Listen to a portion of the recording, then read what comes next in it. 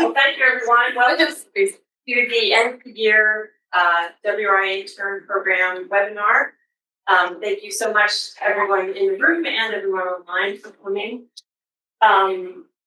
Just super quickly, this intern program is a 10-week program. This year we have 8 students working on applied research and outreach projects. And we're always interested in new ideas. So if you have ideas, please email them to me. My name's here on the screen. I'm Hitchcock. Please reach out. We're hopefully going to run this again next year and into perpetuity. Some super quick thank yous before we get into the meat of the presentations. Thank you very much to the mentors. They did a lot of work this summer also. Yeah. An interesting project, working hand in hand, giving hopefully timely feedback. We're all learning from each other. So thank you so much for them. Thank you for the admin team for making this happen, like hiring and all of the nuts and bolts that make this actually function. Some other people who helped run our field trip. So WRI staff here and elsewhere, and our stakeholders who gave feedback at critical moments in several of these projects. Thank you very much. And thank you also to our funders. You see here our acknowledgement, but we are funded through USGS and through the New York State DEC's Hudson River Estuary Program and Great Lakes Watershed Program via the New York State Environmental Protection Fund. So thank you very much deeply to our funders. And finally, thank you to our interns. It was a good group of 8. They worked hard, but I felt like they really supported each other. They worked through kind of uncertainties, ups and downs, and you'll see that they came up with some really interesting results. So thank you again to all of you. So today, hopefully you all saw we have 8 presentations on 8 projects. We're going to try to follow the schedule as closely as possible because people will be hopping on and off. Basically 15 minutes per presentation, and then we're going to have 3 minutes short question and answer period. If you have longer questions or discussions you want to have, save it to the end or reach out. I think everyone put their emails on their slides. So, but really looking forward to hearing from you all as well. And those in the room, we are going for ice cream after. If you'd like to join us, walk over to the dairy bars. So. And hopefully you saw this is being recorded as some people can make it today to share for a YouTube site. So thank you again, and without further ado, get started. Hi everyone, I'm Charlotte Nelson, and I'm a rising junior studying environment and sustainability at Cornell. And this summer, my project was returning to Lenape-Hoking under my mentor, Ben Merritt. Due to a history of forced dispossession of the Lenape and Mohican-Munsee peoples, they currently reside hundreds and even thousands of miles from their homelands, known as Lenape-Hoking, which is currently considered the Hudson Valley, Delaware, New Jersey, and parts of Pennsylvania. The first part of this project was understanding that Lenape history.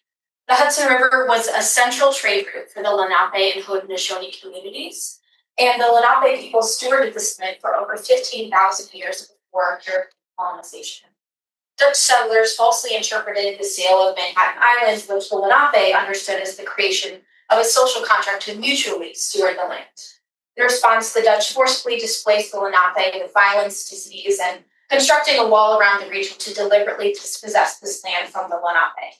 Similar cruelty and manipulation ensued as the Lenape people were pushed farther west from their homelands into their current territories. Returning to Lenape-Hoking is a scoping project working with Lenape and Mohican-Munsee peoples to support current and future meaningful engagement and stewardship of their homelands. The initial collaboration was with the Stockbridge-Munsee community in 2022. Chris Bowser, pictured here at DEC, had connected with a member of the community and inquired about anything of significance that wasn't present on their current territories.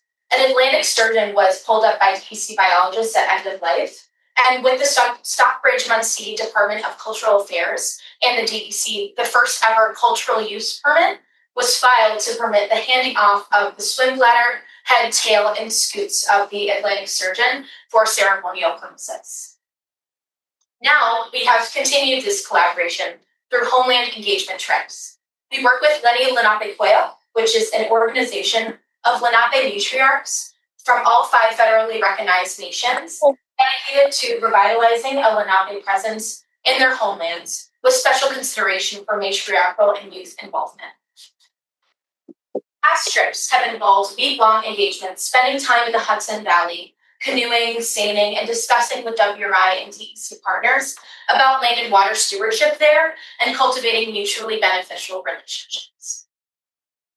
These trips are incredibly important as epigenetics, the scientific basis of generational trauma, tells us that the symptoms from this can be reduced with new positive experiences. This points to the importance of trips like these with Indigenous communities to provide enriching engagements to support the process of healing. On a broader scale, these lands and waters that are significant to this community have been systematically taken away from the Lenape peoples. It creates the difficulty of trying to be involved in stewardship in a place that you only know from stories and culture. These trips work to close that gap and provide new intergenerational experiences in a place that is central to their identities. And every year, the Hudson River Estuary Program creates an action agenda.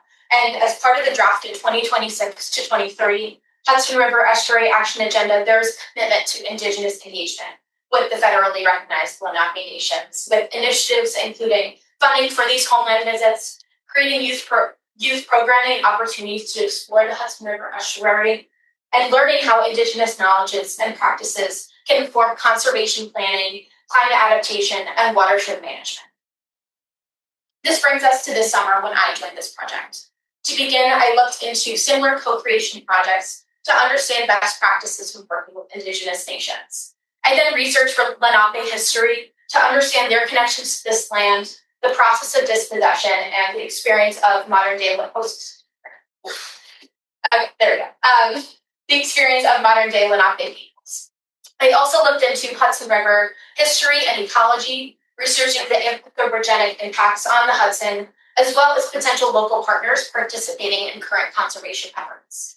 As far as ecology, I found resources about Hudson flora and fauna that are of cultural importance to the Lenape. I also researched resources for Lenape dialects to translate native plants for our outreach materials. Throughout the process, we frequently met with our Lenape partners as they were central decision makers throughout the project. This summer trip will take place next week, just after this program ends, unfortunately. But despite this, I had the opportunity to meet with our Lenape partners at the end of June at Mooring Point Environmental Center, which is an educational outreach and research headquarters on the Hudson in Staatsburg, New York. When they visited, we did many of the same activities of sailing and canoeing on the Hudson, and pictured here shows Tristan, a member of the Delaware tribe, and he was the first Lenape person to touch a living sturgeon in 100 years. I was humbled to have the opportunity to be there with them and take part in cultural exchange and engaging with the ecology of their homelands. The plans for next week include continuing to plan with our partners of what future engagement might look like, trips to significant places in their homelands, boat tours, engaging in cultural activities like crafting, and completing a medicine garden at Mooring Point. There's a lot of this planned for this trip, but also a lot of the lessons will be learned outside of scheduled time and taking the time to continuously cultivate these relationships built on trust and ensuring equitable benefits. During the planning day, I will be giving a presentation about my research that I was able to find of the ecological history of the Hudson River, highlighting information of the history of stewardship on the Hudson, historical and current statuses of significant flora and fauna, as well as connecting native Hudson Valley ecology to Lenape regalia. Here's an example of a slide from my presentation next week, and here I outline significant ecology as suggested by our partners, and I researched their current conservation statuses, habitats, threats, and conservation recommendations from the New York Heritage Program Conservation Guides. This is another example slide that highlights the connection between Quahog, which is a hard clan found in the homelands but not in the current territories, and the regalia and ceremonial practices, including wampum. And wampum serves as a vital tool for record-keeping, diplomacy, and spiritual expression, and is created from quahog shells that are now greatly separated by distance from the Lenape. The idea for the medicine garden came about organically through our conversations with our Lenape partners, and it was an idea that they presented that we were able to bring to life for them through meaningful co-creation. With their input, we identified significant need. Second time. Okay. With their input, we identified significant native ecology to cultivate in this medicine garden. And 3 weeks ago, we built the raised bed at Norton Point. And this garden was built to represent the historical and continued presence of the Lenape people in these lands and waters, as well as a commitment to continued partnership with Lenape nations to support the stewardship of their homelands. And the intention is that when they continue to return and make homeland trips, that they can harvest the plants that are cultivated here to take back with them for ceremonial purposes. We also were able to create a draft of a memory card game with pictures of flora and fauna of their homelands with English and Lenape names for the wildlife to conserve and pass on ecological and cultural knowledge. It supports maintaining the language for significant wildlife that may not be present on their current reservation lands, but have great cultural importance. The main reason that this is still in the draft stage is that we wanted to ensure accuracy of translations and cross-reference translations with Lenape language knowledge readers. I do want to go back. I forgot to highlight a little bit about the plaque. The plaque was paired with the garden, and it includes a map of the Hudson River, as well as pictures and names of plants in the garden in various languages, including Munsee and Unami, which are two Lenape dialects, Mohawk to recognize Mohawk nations as fellow stewards of the Hudson and important trading partners of the Lenape, Spanish and English. And it was created for visitors to engage with the garden and understand its purpose and the legacy of these significant plants. We'd like to acknowledge all the people who supported this project. We had so many supporters behind it, as well as those who provided financial support for this project. Thank you. All set. Well, excellent. Okay, so this project dealt with the macro invertebrate communities in water chestnut and submerged aquatic vegetation, which we will abbreviate as SAV. So keep that in your mind throughout this presentation. I'm Willem Olsen. I'm a senior at Cornell. I'm Rory Poltridge. I'm a rising senior in environment and sustainability. And I'm Monica Milavita, and I'm the University of the Andes.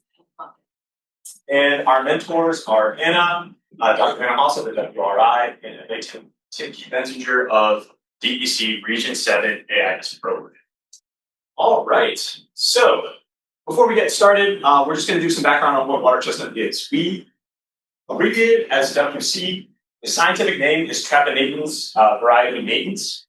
And this is the invasive plant that is kind of taking over a lot of New York State's waterways. So the morphology of the plant is that it starts as a seed pod in the sediment of the soil, and it extends the entire water column all the way up to the surface of the water with that floating rosette that you'll see at the top of the screen. It's not too far for me to point at, but you can see a single rosette in that first picture at the top, and you can see how it spreads over time to become very, very dense. The seed pods can be very sharp, and they start new seed pods. The next generation is at the top of the plant. So, how invasive is it, and where did it come from? It is from Eurasia. It is a wide range that's pretty much all one species of plant with a couple of varieties. The variety that's taken over is the one we showed on the last slide, and it was brought to the U.S. as a decorative plant, and it's just simply spread because of misuse. It spreads today by sticking to the undersides of boats, floating in bait buckets when people go fishing, and it hinges on wildlife with its spiny seed pods. You can see in that red circle, that's where we sampled. This is a map from IMAP Invasives, which is a website where people can report invasive species. And you can see it's all over the state in the Hudson River Valley, Lake Champlain, and we sampled at the Northern Finger Lakes. So we've heard a lot about how invasive water chestnut is in the Finger Lakes and across New York State. And there's a bunch of management strategies that people use to get rid of it. One of the most popular is actually one that we engaged with when we visited Montezuma State Park, which is manual removal, which requires volunteers like Maria and I in that photo going out on canoes or various different boats, and then just pulling them out of the water to hopefully limit their spread. You can also use manual harvesters, so large devices that can go on the water and grind them up, and herbicides and biocontrol are also viable methods. So why do we do all of that? Well, it has a lot of impacts. Here are the human impacts. They also do with how dense the beds are. So you can see in that big picture just how dense. That's not grass. That is floating water chestnut. It's crazy. So it impedes boats. Boats cannot travel through it very easily, and it gets caught in propellers. You can see how sharp they're, like seriously sharp. They cut off Dr. Anna when you're doing field work. So they can cause injury if you step on them, and they can get in the way of fishing because of the dense beds. But we're more focused on the ecological impacts in this project, and they again have to do with how dense these beds are. So the stems really pack together and slow down water flow, which impacts sediment deposition in the river. The floating rosettes of leaves can completely block light in the water and gas exchange at the surface of the water. This low resolved oxygen in the water column, and all those impacts result in a water chestnut out-competing native plants. And all those impacts then result in different macroinvertebrate communities, which will be important as I get into the rest of our presentation. If you look at our photos, you can see how dense a water chestnut bed is. And then the second photo is a submerged aquatic vegetation bed. You can see that there's just nothing on the surface of the water. So why do we care about macroinvertebrates? Macroinvertebrates are aquatic invertebrates large enough to see without a microscope. They're important indicators of pollution because they can be very sensitive or not sensitive, and they're in the food chain because they're such a basal part. So that brings us to our question: how do macroinvertebrate communities differ between beds of submerged aquatic vegetation, SAV, and trapanids? So we focused on the epiphytic macroinvertebrates that lived on the plant and the benthic macroinvertebrates living in the sediment of the river. And our final goal was to kind of create a catalog of macroinvertebrates we found on top of the report presentation. So to tackle this question, this was our study area, which as Willem mentioned was in the north of the Finger Lakes near Waysport.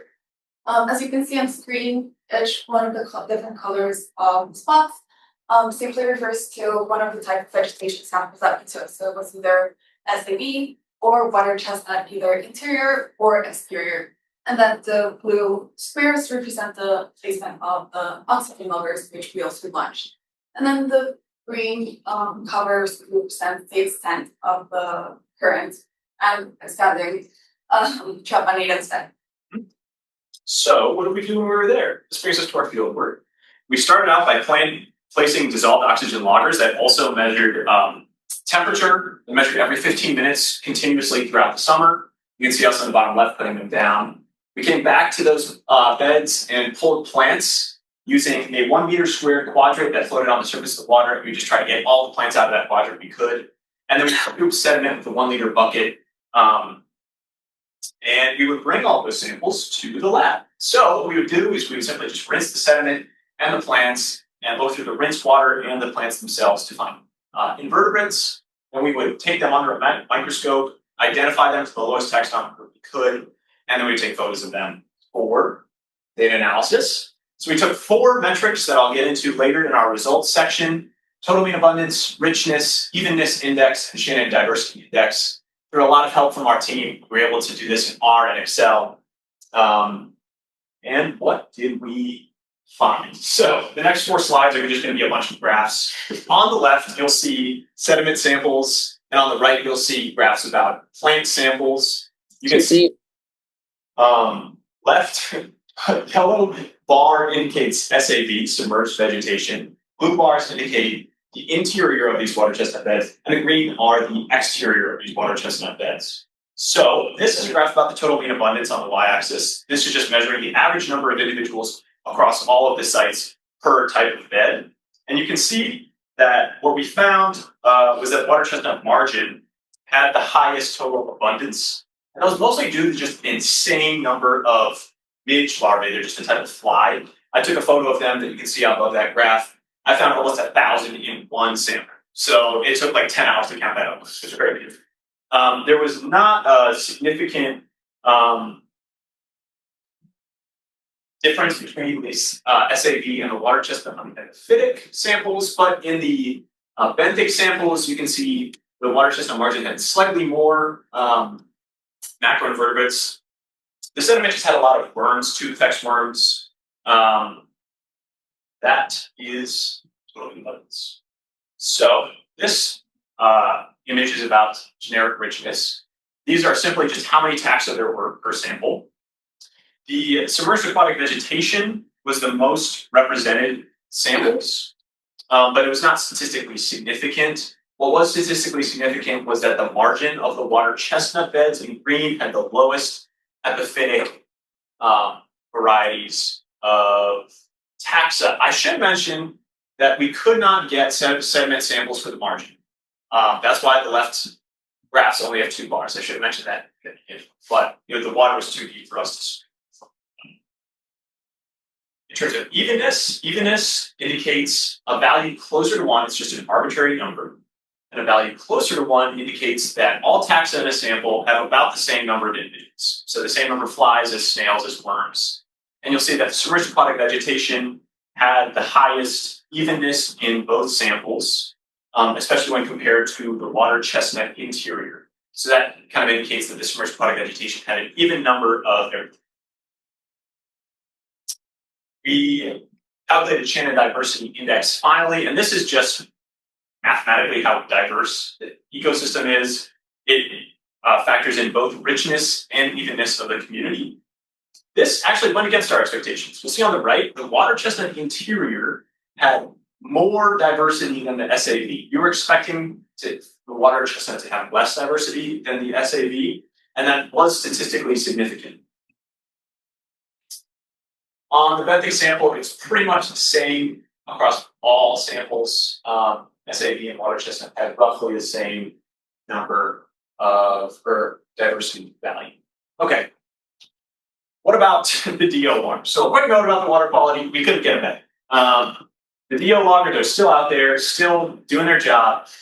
If we were to get the values, we would expect it to fluctuate in terms of dissolved oxygen throughout. On the x-axis, you can see just the date. We would expect it to fluctuate throughout the summer, but we would generally expect lower dissolved oxygen and lower temperatures in the trapinatans or water chestnut beds. So what are the takeaways? So the highest abundance of just number of bugs, macroinvertebrates, was in the water chestnut margin due to those fly larvae. The highest richness, the most number of species, was in the submerged aquatic vegetation, although that was 100% statistically significant across the board. The highest evenness value was in the SAV. The highest diversity value was in the water chestnut interior, which was kind of the biggest finding. It went against our, or the most shocking finding, I guess, for us. But overall, what we found was that there was a lot of tubifex worms and Chironomidae or midge larvae, and those are both very pollution resistant. So remember how I said that macroinvertebrates can be pollution indicators. This indicated that the Seneca River is pretty polluted. So maybe don't go swimming in it like you did. You were in kindness. But the final takeaway for this project was that there are just some challenges to water chestnut research. Getting into the beds, accessing the beds can be very tough. Getting inside, like you can see, this is just a couple of weeks ago. Anna took this photo, and it is unbelievably dense in this water chestnut bed. It's also very tedious to pick through these samples in the lab. It takes a lot of time. So those were a couple of challenges that we found when we're conducting this research. So to combat those challenges, maybe in future work, the original idea was to include a lake system. This would have allowed us to analyze how these changes in macroinvertebrates communities behave when you don't have flowing water all the time, like you do in a river. We would love to collect more samples. We saw how spread across New York State this plant is, and there's just so many places to check out and visit more sites. This is, at the end of the day, a fairly small study. We only had about 15 total samples. So if we could get even more, we could get a much more statistically significant result.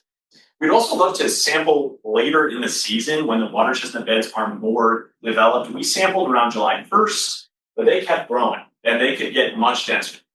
And finally, we would love to complete the dissolved oxygen analysis that we are continuing to do if we were able to get that. Oh, another thing is if we could get access to that interior, it would be better. So the samples we took of the interior water chestnut were kind of actually pretty close to the exterior just because it was so hard to get inside of this water chestnut bed. So that would be another thing to work on in the future. So that's our project. Thank you so much to Region 7 AIS program interns Morgan and Sam, as well as Bryce, who helped us out, and Emily. You guys helped us out pulling water chestnut when we did that in Montezuma. We did field work and lab work. It's super helpful. Thanks to Anna and the rest of the WRI staff for a great summer. Thanks to our funding partners for making this all possible. Thanks to the rest of the interns. Yeah, anyway, thank you very much.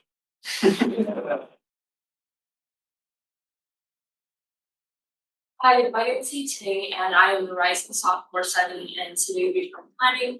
And my project is New York City road trip crossings as barriers to aquatic connectivity. And my mentor is Jared Popoli. So, road trip crossings are important transportation structures monitoring street flow. However, when they're undersized, installed, or maintained, they can pose serious risk to both humans and wildlife. They're more prone to overtopping, which could endanger the safety of road users. They can also fragment stream connectivity and thus lead to the declines in abundance of species and extinction of variable species. Inadequate culverts are caused by different issues. Some are a result of poor integration with the environment, such as high flow velocity within the culvert relative to the stream channel, as you can see on the top left, or misalignment of the culvert to the natural stream. Others are more of a structural issues such as undermining and blockages. So the issue of inadequate road stream crossings is actually a shockingly widespread issue. In New York State, measurement reveals that over 90% of culverts either fully lack aquatic horizontal passage or provide only partial passage. And the pie chart that I just showed was based on data provided by the North Atlantic Aquatic Connectivity Collaborative and highlights one of their assessment protocols, the Aquatic Organism Passage Score. So NAC is a partnership among universities, conservation groups, state and federal agencies established to provide road stream crossing data to assist stakeholders in prioritizing the removal of those connectivity barriers.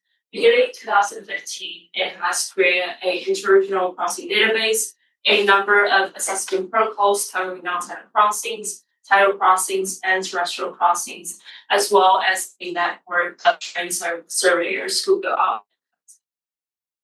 That currently operates in 13 northeastern states and is towards the national scope. While it does provide valuable crossing data, the current train continuity portal can be challenging to navigate for non-technical users. So this project seeks to bridge this engagement map, mainly through a story map and supporting resources. And these materials can help identify high-priority projects, help with task management planning, assist with applications, hearing from funding opportunities, or just strengthen overall public awareness about the issue. So, as I just mentioned, the project's primary goal is a story map that better visualizes, interprets, and applies map data. Because it is intended for an audience with diverse backgrounds and different levels of familiarity with the subject, there is a terminology part, a timeline highlighting New York State's history of environmental preservation and key legislative milestones, an overview of NAC, and a breakdown of its assessment protocols and their respective scoring systems.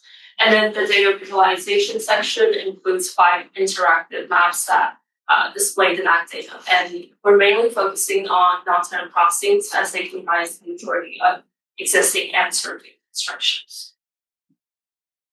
So the first graph is the introductory map, which identifies road stream crossings that have been assessed for our rating assessment using the NAC protocols.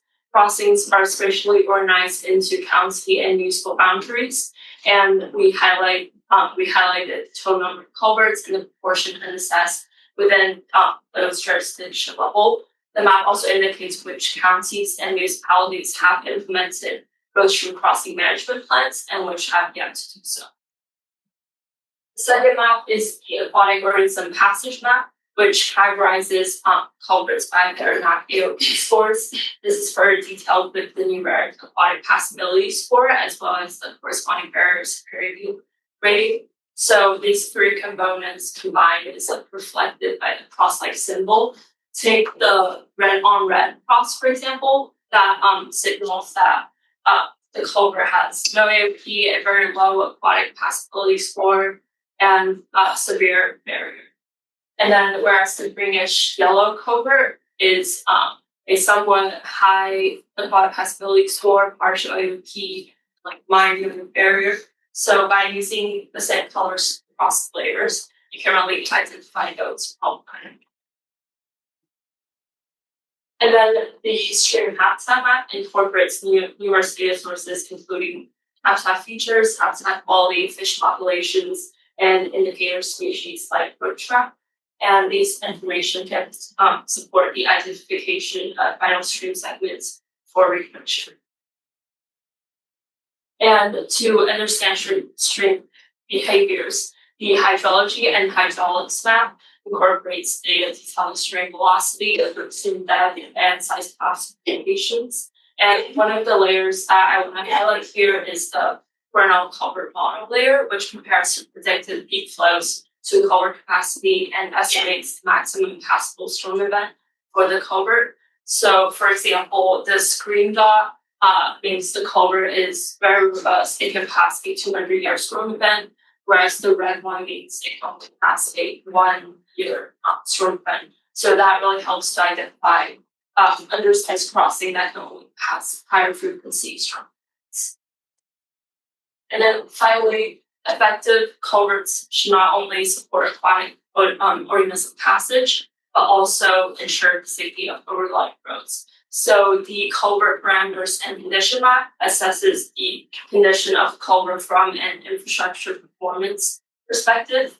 And one of the layers is the crossing condition layer, which informs repair and replacement decisions by flagging those for culverts that's approaching the end of their useful life or a failed.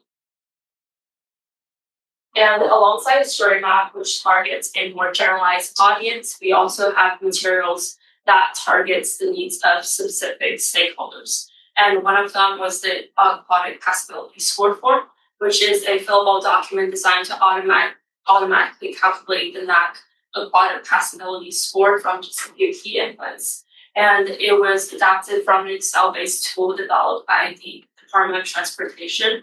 However, it differs from that tool in that keeps all calculations in the background and makes all fields into either basic numerical inputs or selections via drop-down menus, and this simplifies all the language about the parameter descriptions.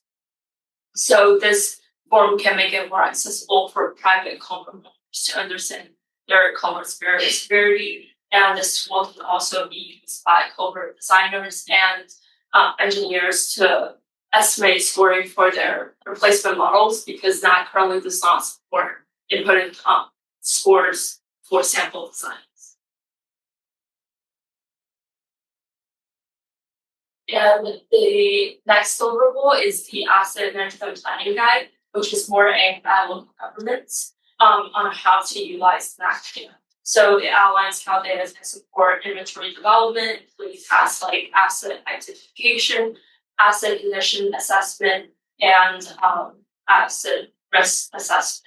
So in the NAC Deerfield River Watershed Pilot Project, 2 methods of risk assessment were proposed. One is risk of failure, which is based on geomorphic, hydraulic, and structural risk, and criticality, which assesses the potential impact on emergency medical services if culverts were to fail. Although these 2 methods are not widely adopted, asset management planning could serve as an ideal starting point to test them. The guide also includes a concise case study of the town of Ithaca showing how data can be applied. And finally, simple fact sheets were also created to explain NAC's systems. So looking into the future, there are many ways this project can grow. First, the interactive maps only focus on non-tidal crossings, but NAC's tidal crossings, terrestrial crossings, and the recently introduced culvert condition assessment protocol are all important and need further analysis. And second, the fillable form calculations can be improved for accuracy. Currently, the form does not take into account the culvert's shapes, but in reality, culverts can come in shapes like box, arch, elliptical, and those shapes can all affect the final deposit score. And Right now, there is a lot more work to be done in asset management planning. In New York State, most counties and municipalities do not have an asset management plan for restroom crossings. So the first step is really to just encourage development of those plans. And once they exist, how NAC data can be integrated. So yeah, lastly, I would like to thank WRI and my mentor, Jared Papoli, who put in a great deal of effort into the maps. And if you have any questions, you can reach out to me or my manager. So, hi everyone. My name is Maria Camila Villapérez, and Hi, I'm Brown Mugoza. I am a senior in studying environmental engineering. and together we worked on this project over the summer with the guidance of our mentor, P. Ramsden. Our project was based on the assessment of insecticide prevalence and its impact on macrovertebrate diversity and different water bodies in response to the spotted butterfly invasion. So, to start with a little bit of background and the motivation behind this project. So, the spotted lanternfly, or Incorma delicatula, as its scientific name, is an invasive plant hopper native to Eastern Asia. It was first detected in Pennsylvania in 2014 and has since then established in at least another 8 states. As you can see on the screen, its potential distribution has been studied. This root habitat range and host plant range. And we can see that New York is right in the hotspot. This species feeds on more than 100 plant species, and concerningly, some very highly valuable economical crops such as grapes, apples, and coffee. And this is why control efforts rely heavily on insecticides, especially neonicotinoids, which is our primary concern for the project. So, as Maria said, what exactly gets rid of these spotted lanternflies, this very invasive species? So, very commonly neonicotinoids, which are also known as neonics, or say that abbreviation just our words that we mean neonicotinoid. It is a group of insecticides which specifically targets macroinvertebrates. So, specifically the spotted lanternflies. So, as Maria said, since SLF target grapes, apples, corn, neonics are widely used on grapes, apples, and corn, soy. They're very persistent, they're very mobile and toxic. So unfortunately, they get rid of a lot of crucial macroinvertebrates. They have that same reaction as nicotine, smoke a cigarette. So it causes the central nervous system to shut down.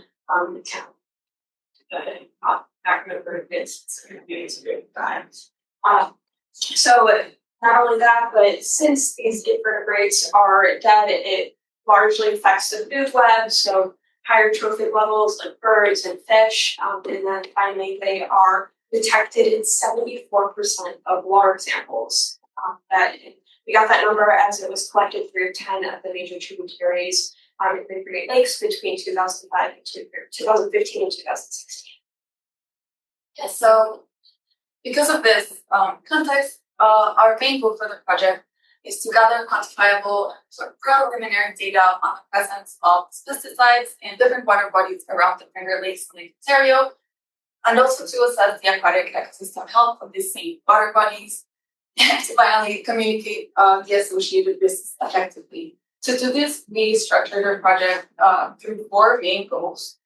And each one has an associated deliverable. So the first one is to, as I said, quantify neonic presence in water and aquatic vertebrates.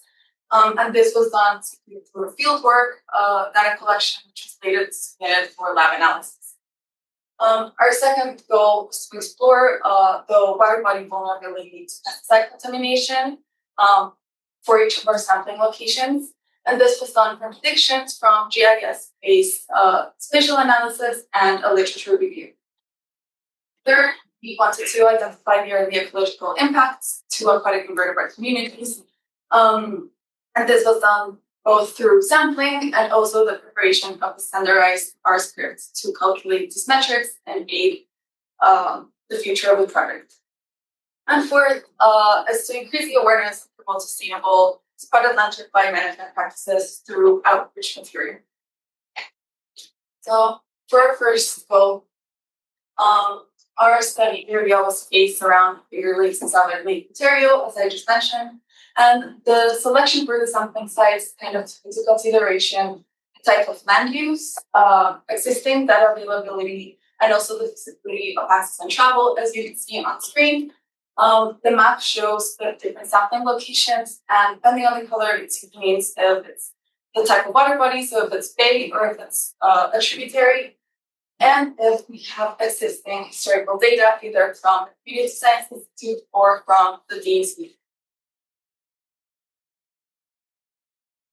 And in the same goal, our fieldwork and sample processing was done, as I said, for two main goals. We collected both water and microvertebrates to be tested for pesticides and microvertebrates to quantify and identify and come up with the biodiversity metrics. There was field work involved, but mostly just we worked with the cube method using the T-net, and we preserved and sorted the sample. Here you can see some of the pictures of us in the field and our various different environments. We also have some pictures with the teams that helped us, both with the water wellness team and Save Our Sodas, and with the community science to double checking our methodologies and bulk Creek. So for our second specific goal, which was the delineation of the watersheds associated to each of our sampling spots, we simply used a digital elevation model to understand the land that contributes to each of the spots and the characteristics that it has. We looked upon land use, soil characteristics, and the presence of spotted lanternfly host crops. This is an example. We looked at the percentage of forest coverage, the percentage of built area coverage, and also soil characteristics such as soil organic carbon. We expect to see, for example, areas with higher forest coverage to act as buffers to possibly reduce the mobility of the pesticides, or areas with higher SMC to have less leaching into water bodies, simply because it can hypothesize that higher SMC values might increase the absorption in soil of neonics. We also looked at the agricultural land use.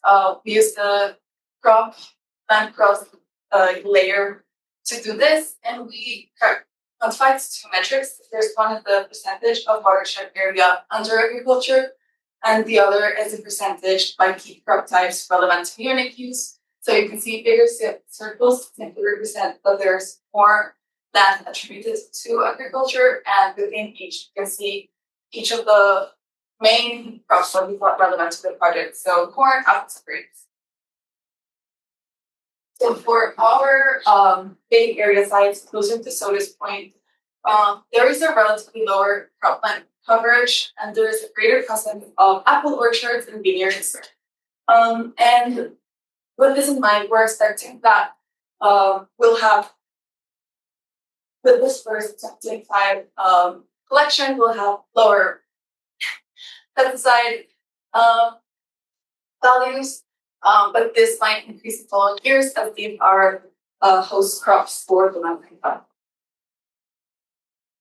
And then for the bigger lake tributaries, we see there's a much higher use of corn areas dominating the land use. And so we expect that in this first year, there's going to be higher pesticides in general in these areas, but we expect or hope to see a potential decrease in neonic use, because there's an act, the Birds and the Bees Protection Act, that is hopefully coming into play for restrictions and seed coatings in corn, soy, and wheat, and it's looking to start in 2029. So we're meeting growers will start looking for alternatives.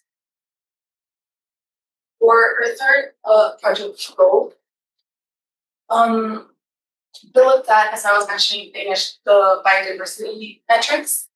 As we mentioned in another project, macroinvertebrates are a great indicator of water quality health.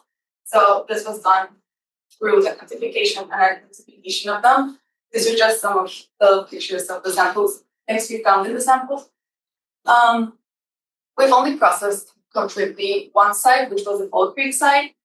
And on the top table, you can see the different metrics that say diversity, abundance, and sensitivity taxa. These were normalized against the biological assessment profile, which is the BAP. So they go from 0 to 10, 10 being better values. And then the overall score, which is the BAP, which combines the above metrics, is of 6.89, which compares to an average of the previous 3 years from the Community Science Institute reports. It's pretty similar, and they both fall under the category of a slightly profile. And although we can't really conclude any conclusions from this, we do expect to see BAP scores have a negative correlation with pesticide concentration. For our fourth goal, so we have the extension and outreach part of our project, where we had 2 types of deliverables. The first, which is the one you're seeing on the screen, are the more general awareness posters. These are designed for a broader audience, and we're looking to capture attention, hopefully spark interest, and guide them to more specific information, which is our second type of material, which is our fact sheets. These are accessible and evidence-based summaries on the information that I just talked about, which is fundamental supply, the unit, present, and potential environmental impacts. So just a little look at covers. It's very clear, but also technically accurate overview of each topic, covering why it matters, what we currently know, and it also summarizes some of the current research results that we found in our literature. So what's next for the project? We are hoping to complete macroinvertebrate identification and finalize the 2025 sampling as this has been finished. And then we hopefully want to continue monitoring in the long term and following years of these same measures, both concentrations and macroinvertebrate diversity. And when we got this data back to analyze the links between the pesticide levels and the macroinvertebrate biodiversity, and finally compare the ecological effects across land use types. I want to aim to support the science-driven pesticide regulations and encourage sustainable land management practices to protect the biodiversity. We really want to thank all of our project collaborators, which helped with a lot of the methodology and made this project possible. Thank you. Okay, I'll do. Yep. Hello everyone, my name is Maddie Mealy. I'm going to be a second year MPA student here at Cornell, concentrating in environmental policy. Hi, I'm Charlotte again. I'm a rising junior studying environment sustainability. And our project for this internship was on maladaptation. The specific title is how to avoid making things worse, planning to avert maladaptation services and climate adaptation. And so just to start off, I want to go through some key concepts just so we're all on the same page. So to begin climate mitigation, these are actions to reduce or prevent greenhouse gas emissions or to enhance processes that remove these gases. It can be a co-benefit of climate adaptation actions, but it's not necessarily the primary goal. A common theme is green energy. A common example, is green energy use. For climate adaptation, these are actions to prepare for and adjust to current and projected impacts of climate change. These adaptations want to avoid the negative impacts and take advantage of opportunities. A large example of this are climate resiliency. And then for ecosystem-based adaptation, or EBA, this is often considered to be adaptation actions and results that don't include man-made components. As seen in this diagram, it is sort of like a cycle, and the point is to use the ecosystem services and biodiversity to adapt to climate change. And then the hope is that communities then receive benefits for both the environment and their well-being. So then you're probably wondering, so what is maladaptation?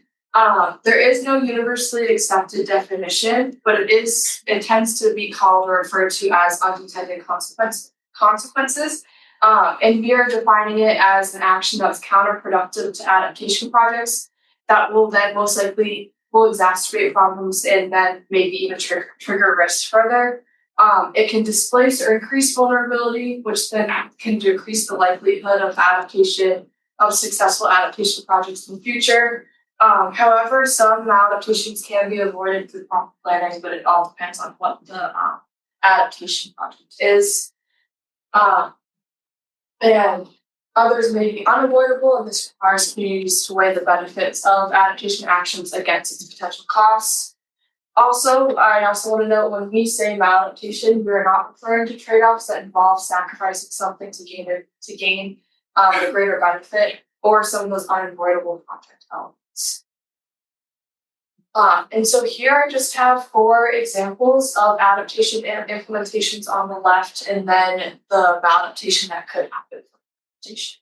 So to begin, you might want to plant trees for more shade or to sequester carbon, but then you might introduce mosquito habitats, or it might be planting more trees in a wildfire zone. You might want to build more sidewalks to reduce vehicle emissions, but then they're made out of concrete and that creates greenhouse gases. You might want to remove a bridge to reduce flooding, to have the water flow easily or whatever, but that might eliminate the main emergency evacuation route, which is obviously problematic because then people have nowhere to evacuate to or to get to those emergency services.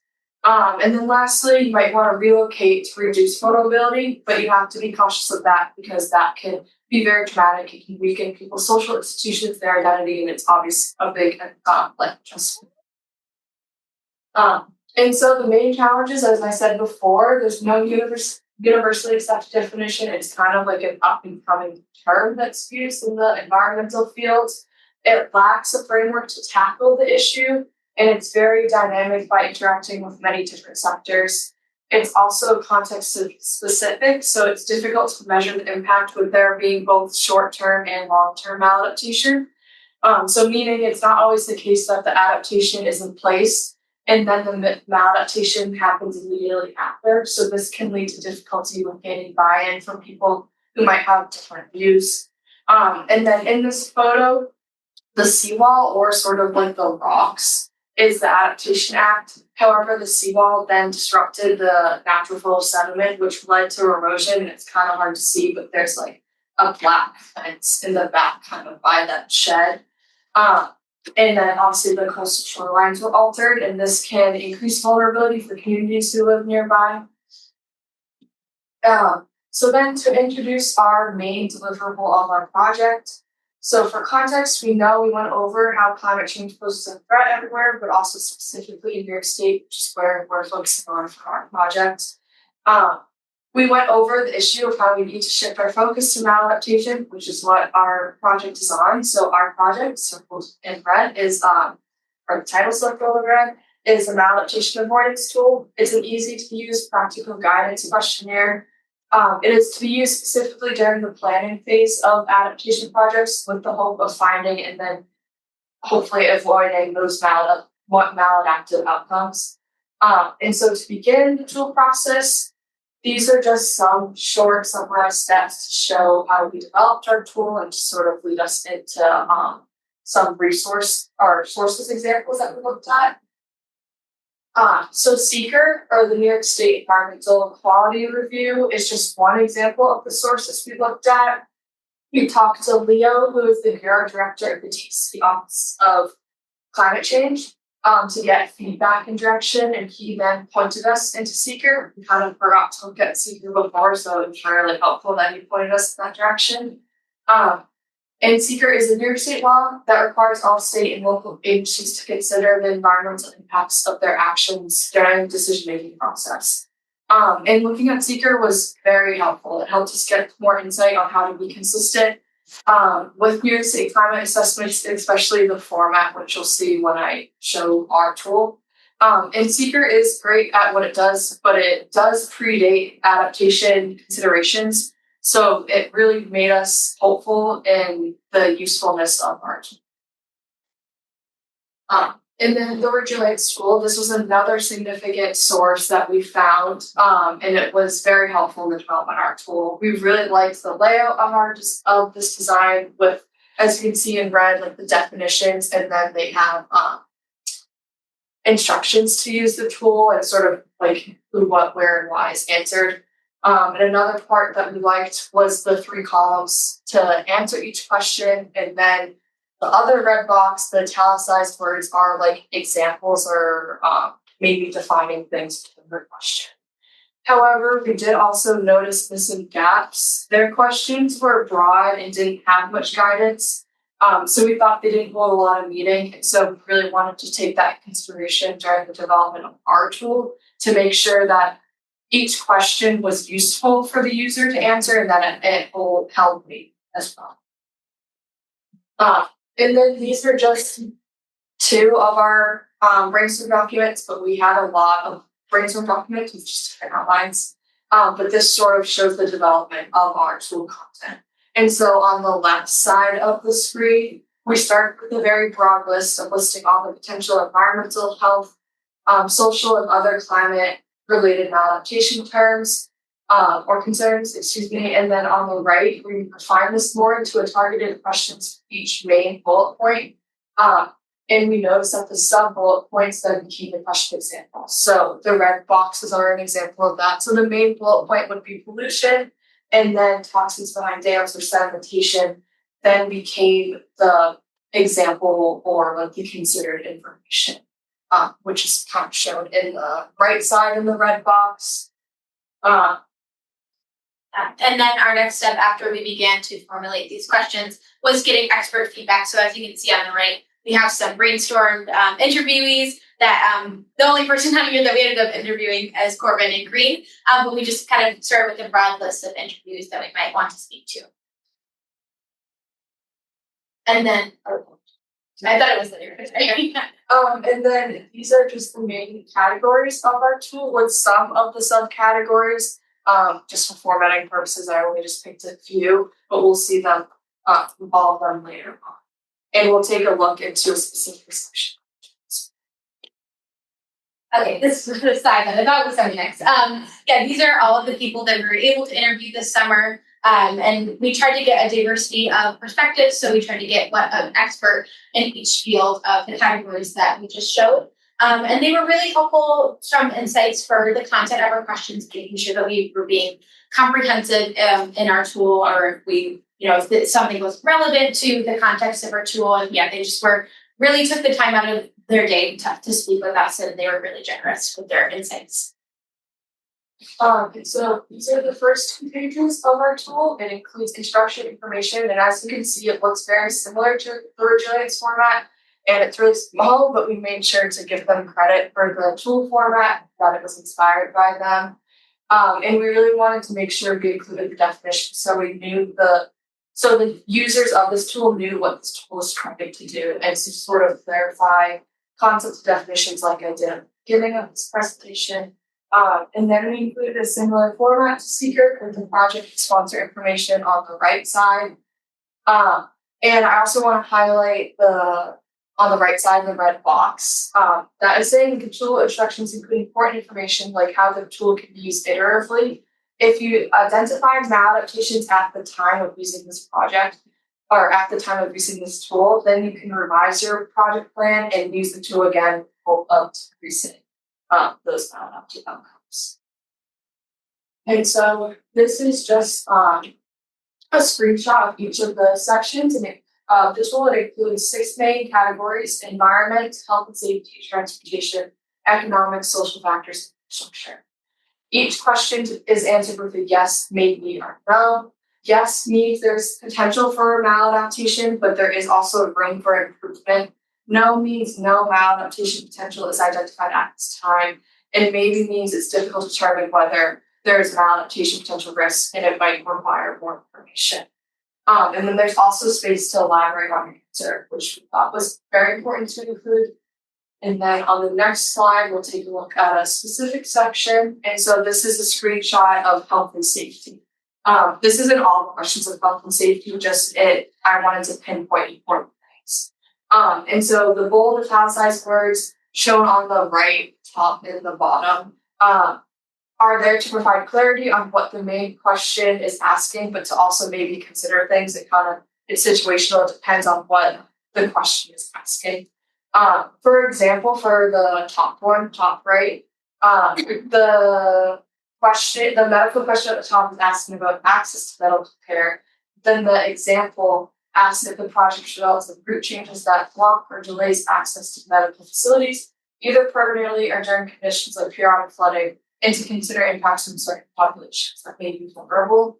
And then the middle example with the little A next to it, that just shows an example of us incorporating a hyperlink, and it takes you to a New York State definition of zoonotic disease vectors. We also want to emphasize that this tool is very much still a working process. We had a lot of plans and next steps, which we put as part of our deliverable in a handoff documentation, but I'll talk about that more specifically next slide.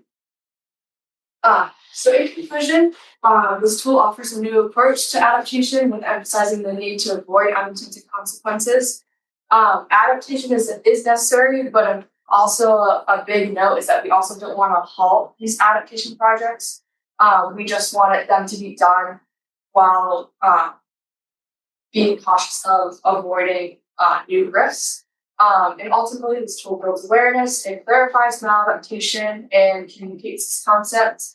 But these are just some of the remaining needs for the tool, which are included in our handoff document.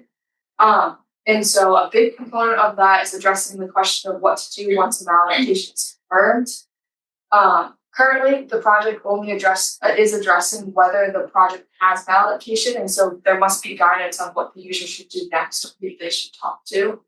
And then the train-the-trainer model, that's just like what we're calling it right now, but there could be a better name for it. Those are people who understand the tool, who are able to provide support to communities and maybe go out there and teach communities how to use the tool. And then within that, we also want to create a bunch of different educational materials to give more context in the purpose of what it means, on what adaptation versus adaptation means, and why there should be concern. And then the online version of the tool, right now, we just created a PDF, so I think to have a tool would be very useful. For it to be online, it's more interactive. And adding in more of those hyperlinks to clarify information, or even lead to like certain departments or agencies to for the user. And then also including like website filters. So depending on the project or what stage you're at, users only answer certain questions. This is our excited. And then we just want to say thank you to WRI and the TEC and all the interviewees for dedicating their time to speak with us. I also want to say a special thank you to our mentor, Shannon. She is online. Shannon, your insight and guidance truly made us learn a lot and helped shape this project. So thank you. All right. Hello, everyone. I'm back again. As I said before, my name is Broom. I'm Ellen Hartson. And today we will be presenting a 15-year profile of heavy metal chemical discharges into New York State's water bodies. All right, so we'll begin with a little bit of introduction and background. So industries around the world rely heavily on chemicals for protection.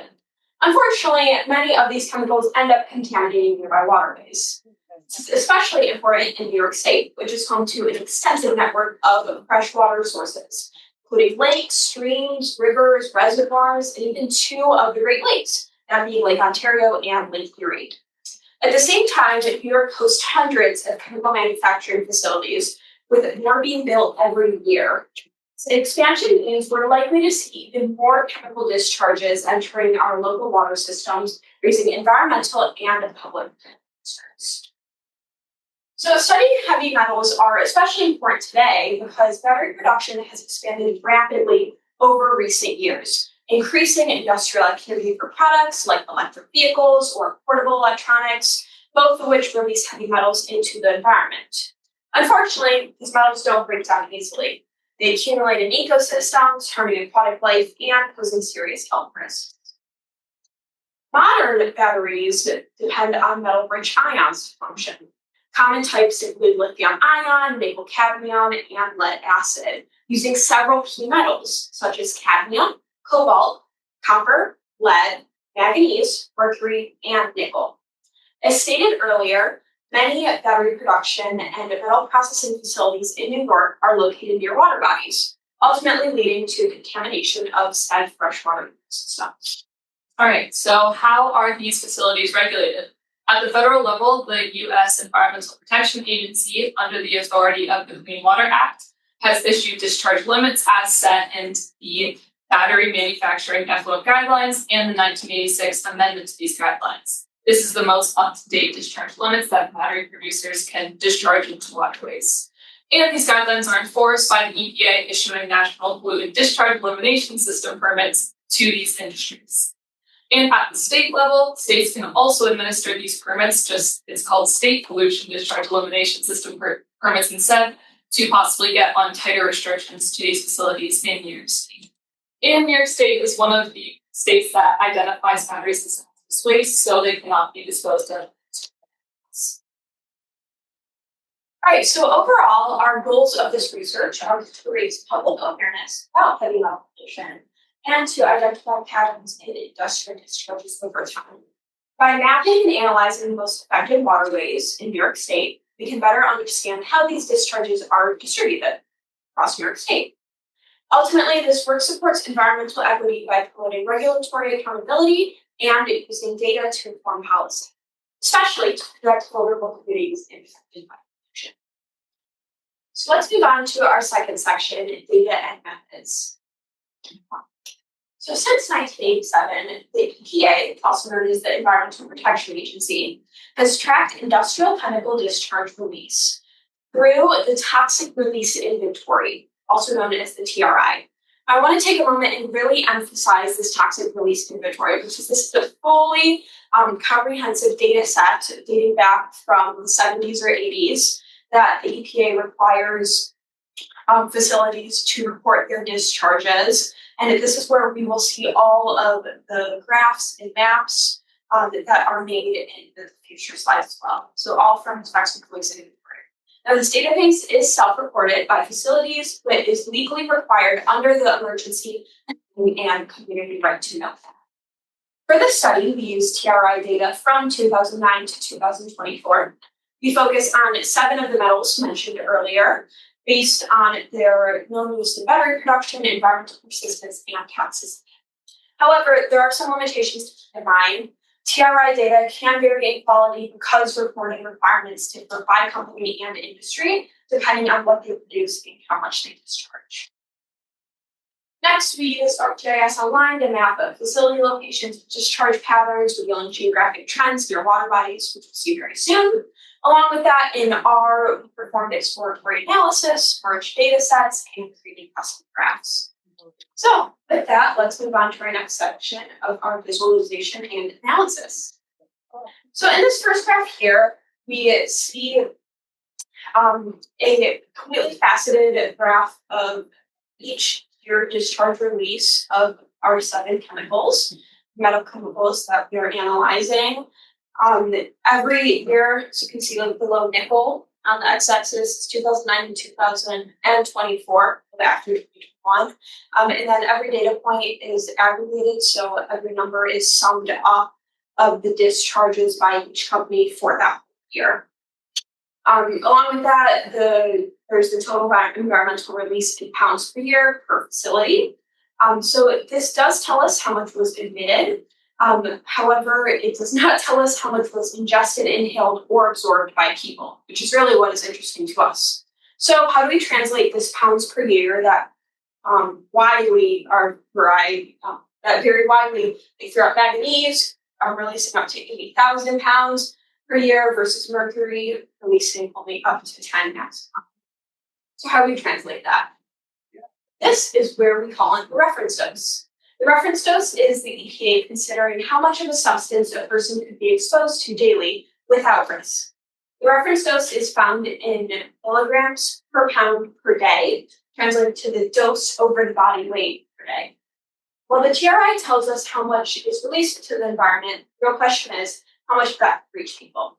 So if we look at this graph here, mercury, for example, has an extremely low reference dose. I mean, even small releases of just a few pounds per year could pose health concerns if they reach drinking water. In contrast, manganese has a relatively higher allowable exposure level. So even though more is released, it's not as immediately concerning. So if we go to the slide before, we can now see why manganese has such higher release rates compared to mercury, or let's say cobalt, and above. Additionally, metals with high release rates tend to be needed in higher amounts. For example, manganese is more frequently used in steelmaking, which requires a very large quantity of it.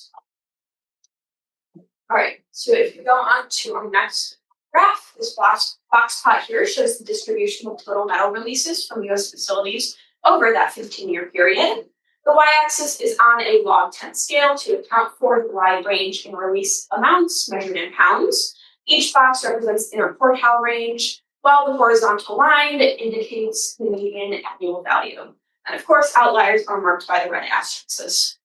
We see that manganese has the highest overall release rate, often exceeding 10,000 pounds per year, while mercury, despite its high toxicity, shows much lower release levels, typically under 10 pounds. This contrast potentially shows how regulatory controls and industrial use patterns influence emission qualities. Now, finally, we are at our GIS map. This map defines all locations of facilities that discharge at least one of the 7 heavy metals. So with the initial TRI dataset, we are given the address of the company location. However, we're not given the latitude or longitude coordinates. So the big portion of the first part of this internship was finding all of those latitude and longitude coordinates and then putting them onto this graph. Now, the next thing to understand is that these bubbles are normalized, these points. So normalization is the process of adjusting values to fit a common scale or standard. To make the data more comparable, since the scale here is widely used in manganese to mercury, as seen before, we need to put it in context by scaling of values from 0 to 1. So again, I want to emphasize that even though, let's say that purple dot up in the right corner, even though that is the same size as the red dot all the way in the left, they are not at all the same release values. It is just relative. Okay, so now understanding that, we can then look at the top 4 discharge amounts in water bodies, which here are actually the amounts discharged in pounds.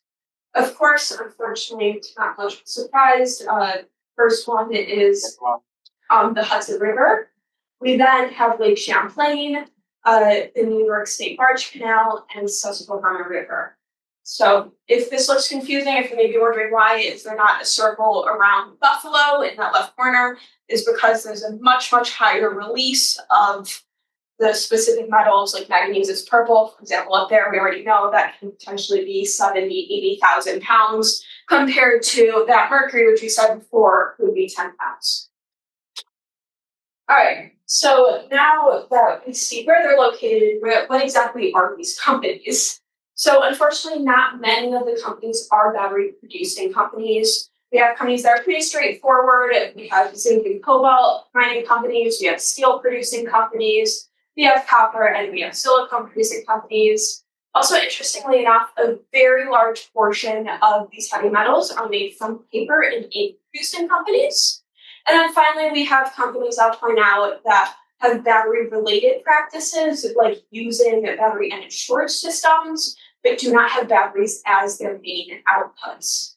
And then finally, we do have a few companies, fortunately, or not so fortunately, that do produce batteries, such as Lockheed Martin and Jeep. So now moving on, what companies have the highest release rates that make batteries?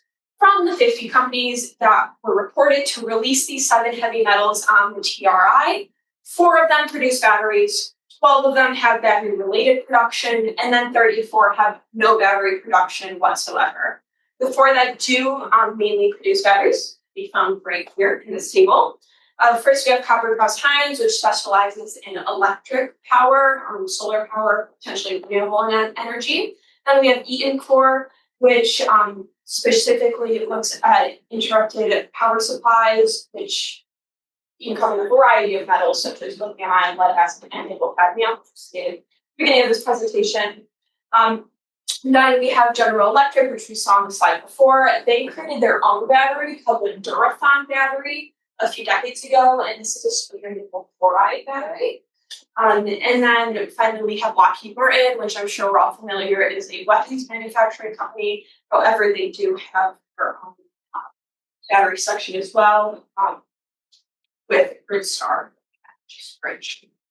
All right, so after we learned a little bit about what industries are located in our TRI data set and what they are, I will give a little context to these industry facility sites in terms of the community surrounding them.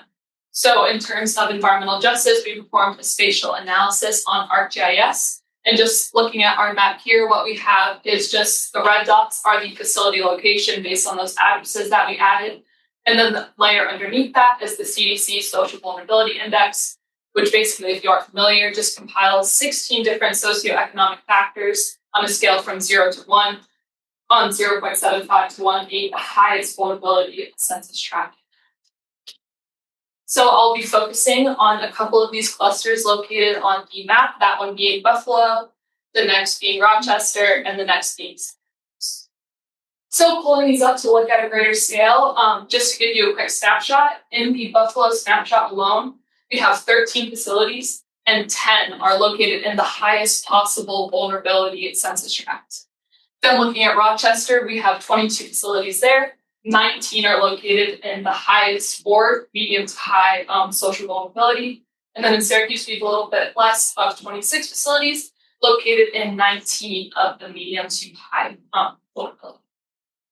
So giving this a little statistical analysis besides just visually, the top graph you'll see there is a distribution of census tracts of their social vulnerability.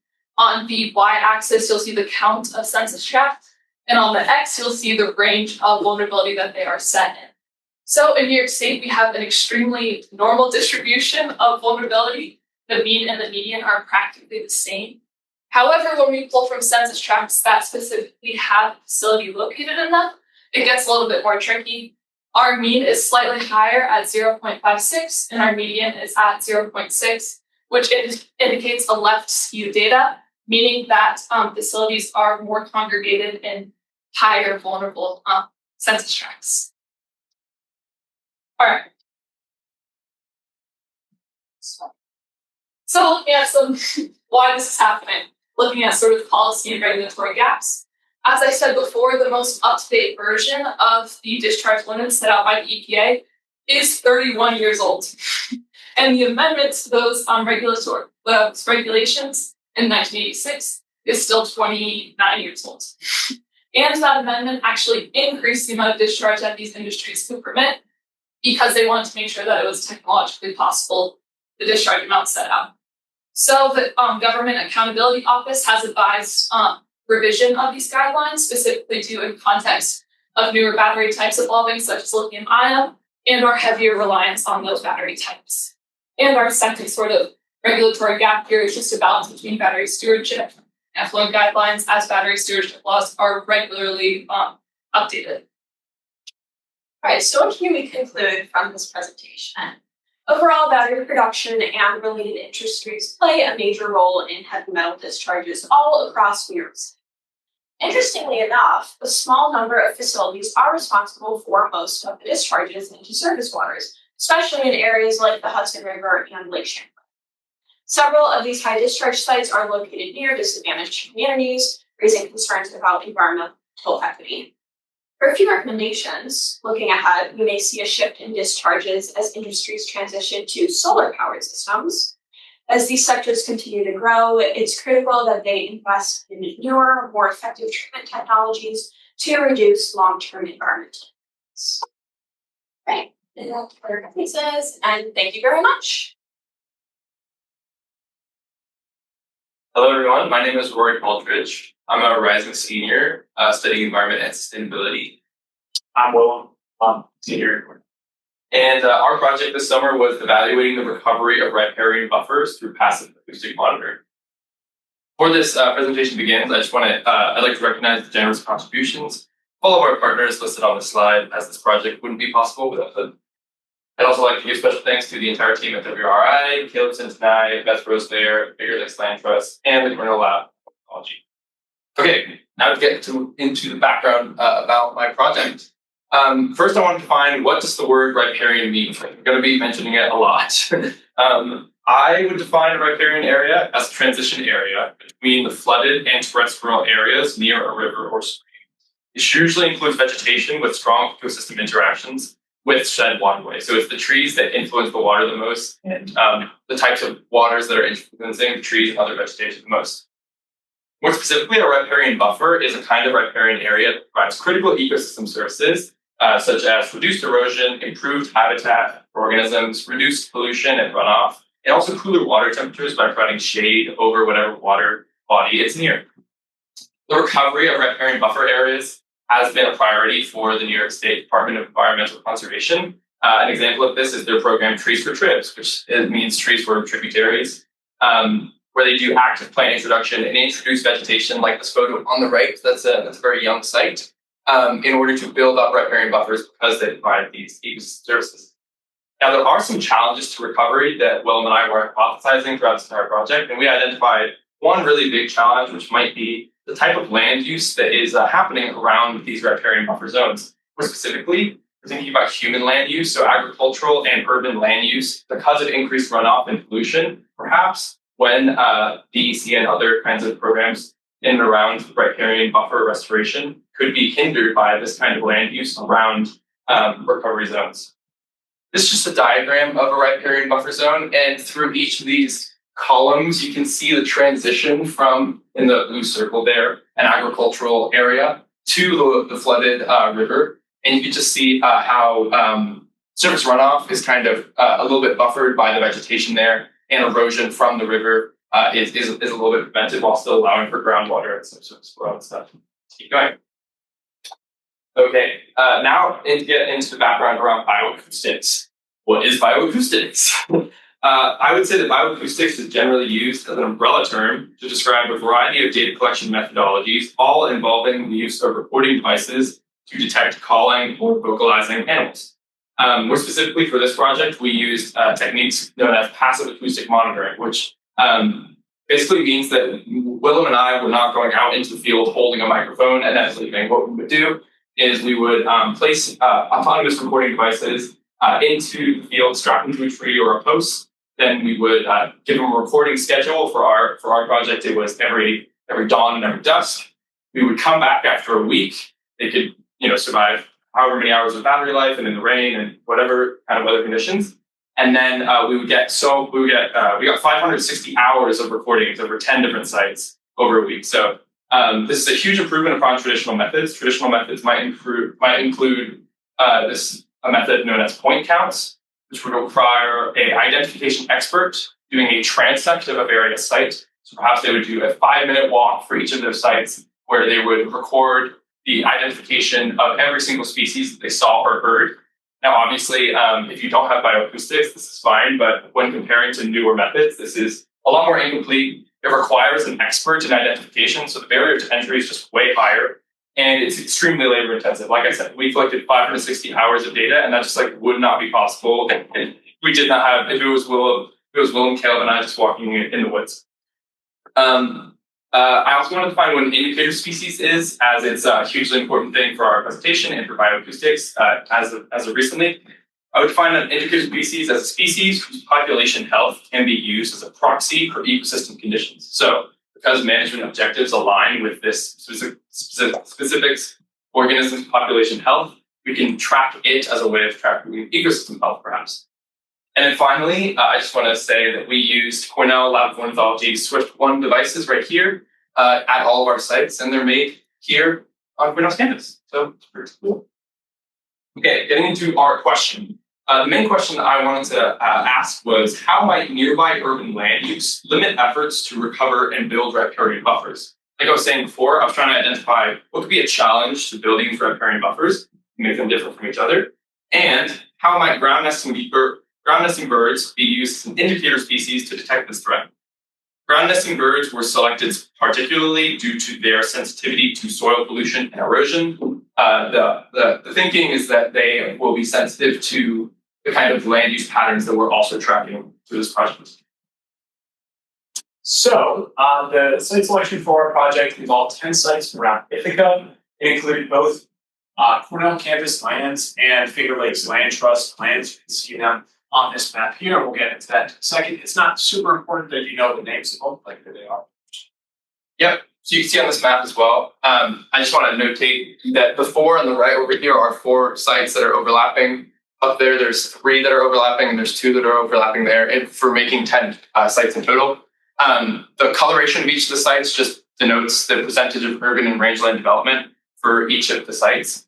The percentage of development that we used in our GIS database distinguishes between urban and rangeland land cover types, but we combined them for this study as a lot of the sites we went to didn't really have any what you would really call urban sites. We're kind of defining all of it as agricultural land. So that's why they're both combined throughout the study. You see human development. That's just a combination of urban and rangeland from the GIS database that we used.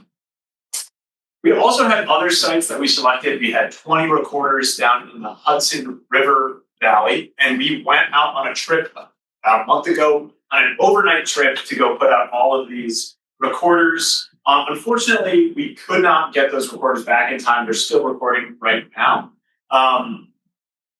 It's a mix of private and public land, but they're all restoration efforts run by the New York State treated for tribs, as we talked about before. And there's a variation. Some are very young. Yep, this is just a better view of that map. So really, we had a lot of sites. This is over double the amount of sites we had. This is just some photos from our trip, and kind of goes to show the difference in conditions we can have between the different sites. This is Willow and I at a very young site, kind of installing a recorder on a post there, and it was a lot easier, right? And then on the right, we have a very mature site where active restoration is not being undertaken in the same way as the left, just because it's so much more mature. And you see that Willem and Caleb have to get a lot more creative. This particular recorder was put in the branch of a tree. So just goes to show the difference in ages and quality of sites as well. Okay, now I'm going to get into the methodology behind this project. So the first step is obviously go out into the field and record with the devices, then get the devices back, and then load all these hours of audio data that we have into BirdNet. BirdNet is a Cornell software that acts as a neural network powered by machine learning. And essentially, it has already been trained to identify and recognize bird calls, just like other AI identification software that you might have heard about on the news. It will give you bird IDs, the time of reporting, and it'll also give you a confidence value. So on a range from 0% to 100%, how confident are we that this species is the one that BirdNet detected? Then, using Cornell's Raven software, we were able to manually quality test calls from each detected species with a complete range of confidence values. So it gets you 200 3-second clips of this certain species and their calls, all over a range of confidence values to give you a representative sample, like I said. After Raven is told which of this representative subset's calls are invalid, it will give you a threshold value. The way it does this is that it essentially fits an equation to your data after you teach it what to consider correct and what to consider incorrect. And then after that, any call with a confidence score less than its species-specific threshold value can be removed from the data set. That was a lot of words, but essentially you're doing manual quality testing with somebody who knows, in our case, Caleb, who knows if the data is correct or not, your quality is. And after that, we collected land cover statistics with public GIS. With a public GIS database, in our case, we used Esri Sentinel too. I also want to just show this thing will work. This is a sonograph, so this is what Raven looks like. And then you see the sonograph is of this specific call here, just to give you an example of what we're dealing with. Yeah, so that's a Veery. And Raven will do exactly that. It'll chop up all your calls into 3-second clips of various different birds that were all recorded during your schedule. So yeah, this is impressive stuff. Yeah, there we go. This is a list of all the ground nesting birds that were correctly detected. Any birds that weren't ground nesting birds were also removed from the data set. So there are likely other species in this reported at each site. These are just all the validated ground nesting birds at each site. Bird information for participating landowners was also included as a deliverable for this project and will be for the Hudson dataset once it's processed as well. Okay, this is my first plot. This is plotting Shannon Diversity Index, which we talked about in William's presentation, over the development percentage at each site. I first want to notate that there's only 10 sites, and fitting a regression or like a line of best fit to that is a little, it's a little tough to see any trend as judged by the statistical tests that we performed as well. I just want to kind of put that out there. Shannon Diversity Index, like we talked about, uses the amount of different taxa detected and also the abundance of each one to give you an ecological definition of what might be diversity at the site. You might think that the trend is kind of opposite of what we think, that the line of best fit is tilting up. But like I would say, we can't really draw any huge conclusions from this due to its statistical insignificance, which is disappointing. But we go to our next plot, which is the same kind of data, except instead of Shannon diversity, it's just talking about the number of genera. The number of genera at each site ranged from 4 to about a little over 16, maybe 17. So I was racking my brain trying to think of other factors that might play into each of these sites, because it's clear that development percentage is not really influencing them. And again, we only have 10 sites. But that brings us to our next plot, where with these different colored dots, you can see the vegetation type at each of our sites. So in this view, you can kind of see that the blue dots and the green dots, at least based on an eye test, have a higher average than perhaps the red dots had in terms of Shannon diversity. And the red dots are mature riparian forests, so stuff that like they're a very mature site where riparian buffer has already been established. Green is where natural regeneration is happening currently, and then blue is perhaps the younger sites where restoration is being actively carried out by managers. So a better view of these colored dots is through a box plot on my next slide. And you can kind of tell with this one that statistical tests show that a little bit more promising. And you can see that perhaps vegetation category or age of site is playing more of a factor than development percentage, than we thought development percentage would. Okay, so to discuss my data a little bit, there's no obvious trend in either direction for development plots, which is disappointing. Vegetation type may be more impactful, although it wasn't focused on the study. Like we said, we didn't really select our sites to study that. So once again, conclusions are a bit from this. But it's cool to see that there's hints at more stuff going on in vegetation type. It's also likely that environmental disturbance plays a more nuanced role than we had considered when developing our study. The intermediate disturbance theory was something that was brought up, where for some particular species, zero development is actually not the ideal case. Perhaps there's a Goldilocks zone where they have a little bit of development, where they actually thrive in a little bit of development. So that might be happening at some of these sites, or something along those lines might be happening.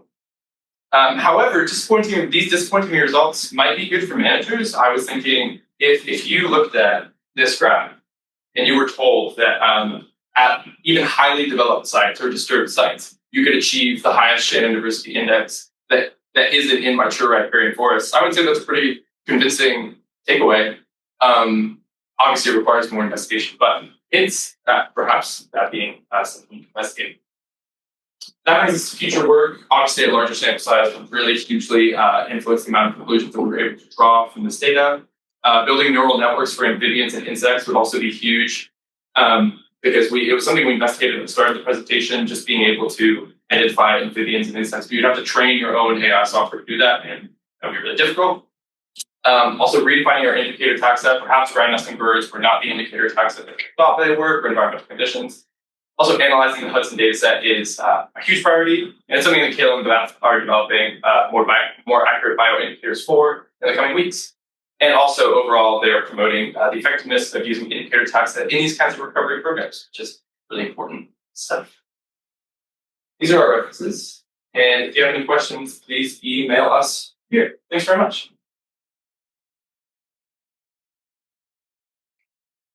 Hey, hello everyone. My name is Ali Hartog, and I'm a rising senior at Cornell University studying environment and sustainability. I'm Ryan Ting, and I'm a rising sophomore studying in state. I'm Megan, who said here. And our project was using MindCoast to increase community engagement in emergency management and flood resilience planning in New York and Tompkins County specifically. And Kristen was our mentor for this project. So just before we get into a little bit of background about what MindCoast is and why it's useful, I just want to preface that Sea Grant both created and funded this. All right, so what is MindCoast? MindCoast is a portal that allows people to share and track photos of changing water levels, shorelines, and hazardous weather impacts. And people are able to upload these photos and also view them on the mobile app on their phone or on their browser with the MindCoast website. And these photos are organized as either floodwatch, coast map, or storm reporter reports, as you can see on the right side of the screen there.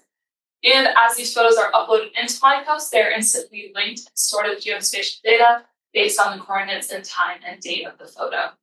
And once this data, along with the photos, are uploaded into MindCoast, the database is open to public access. Also, before we go on, I wanted to say that in MindCoast, for MindCoast or Floodwatch, neither are limited to residents of coastal areas. They can be used to depict inland non-tidal flooding and its impacts. So for our project, we focused on the Floodwatch report aspect of MindCoast. So just a little bit more about Floodwatch. People can capture and track flooding across the state and the community with these reports. And these reports can help inform flood resilience planning. They can provide specific site-level information. As you can see there, it kind of shows the weather overview, and it pulls from the nearest riverine gauge to show river levels. And then it also can fill information gaps in existing data sets that flood resilience planning relies on. A lot of times these existing data sets have information gaps for smaller scale events and ones that occur in headwater systems. So a little bit more about the MindCoast data application. Here we have a graphic made by Ting, which shows how MindCoast can actually be used before, during, and after an event with regards to hazard mitigation planning.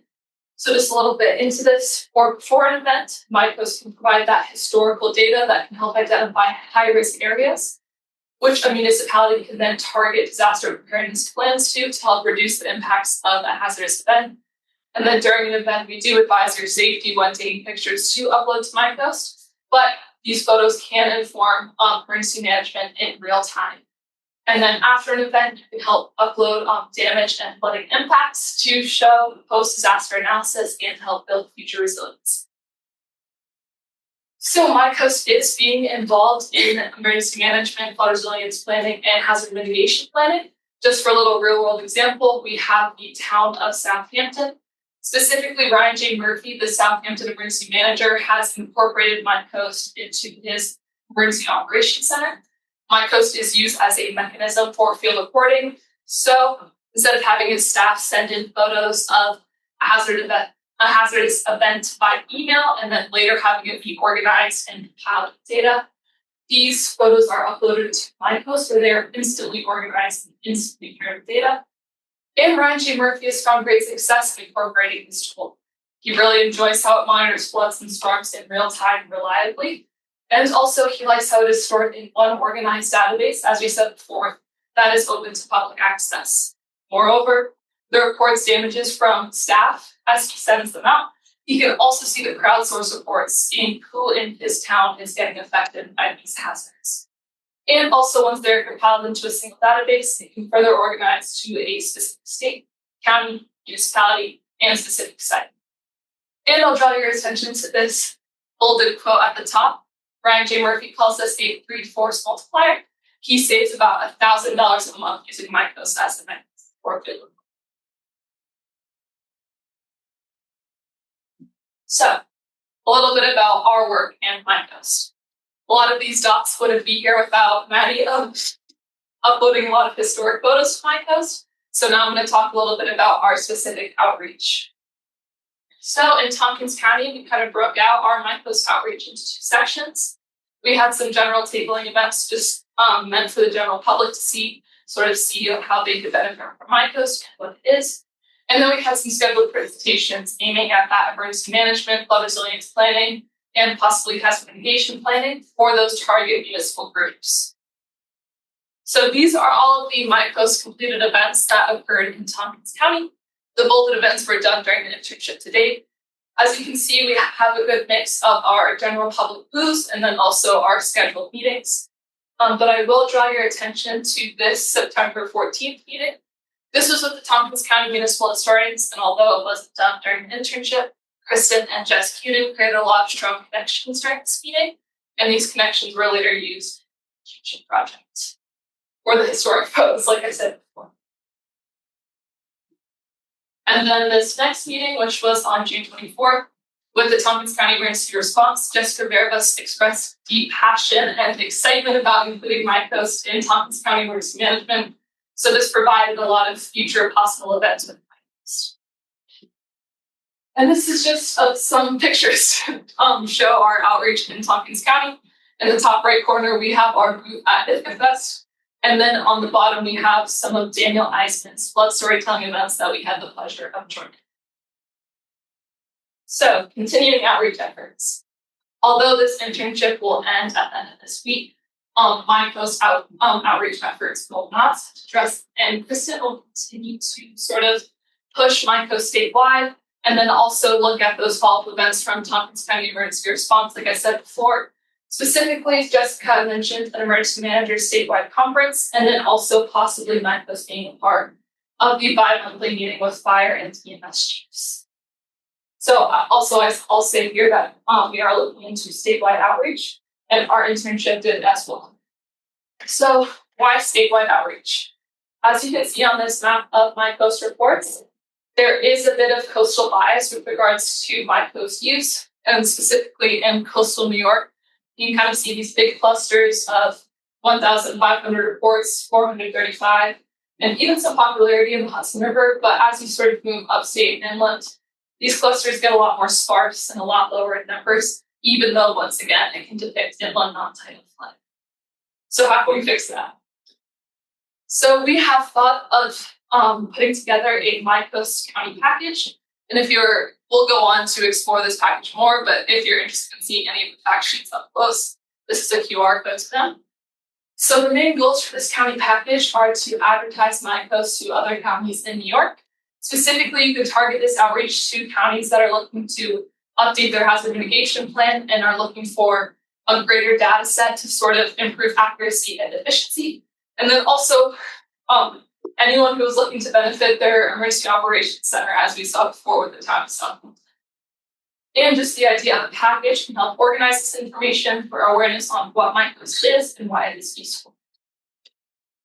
So for the MyCoast package, we made a bunch of fact sheets covering hazard mitigation planning, flood resilience planning, emergency management, as well as a guide made by Mahoney about using historic photos. So the screenshot we have on the right is of the hazard mitigation planning fact sheets. And MyCoast can be used throughout hazard mitigation planning cycle. So as mentioned previously, before an event, photo and data from past events can help identify those high-risk areas, and therefore municipalities can use that information to develop more targeted disaster preparedness plans. And then during events, MyCoast users, as well as municipal field staff, can go out to the field and report as an event is occurring, obviously with the safety of, And those information can inform real-time emergency management, including the example of the town of Southampton. And after an event, those data and risk can identify trends and inform post-disaster analysis and future resilience. Okay. And for the second section of our package, we kind of worked with the MyCoast database to have a data visualization, basically looking at MyCoast reports on a county, municipal, and singular event scope. So we've picked some example counties that are inland but have a good amount of MyCoast data. So for our county profile, up on the upper left there is the county profile for Ulster County, which had a total of 65 MyCoast reports. So we just kind of looked at the photo report locations and the frequency of reports, and then also delved a little bit deeper into the top 5 most reported events. And then for our municipal profile, we chose Kingston, New York, and just followed a similar organization style based on the county profile. And then for our final December 18, 2023 flooding event, followed a little bit of a different template, which follows the floodwatch report activity over 24 hours, such as a 24-hour event. And then we also looked at the precipitation radar for 24 hours and different river and tidal gauges. So the next section of the council package is the outreach plan, which is what we need to attend primarily focused on. And so this would answer the question if you could reach out to like newspaper outlets, other media outlets, or maybe archives through libraries, etc.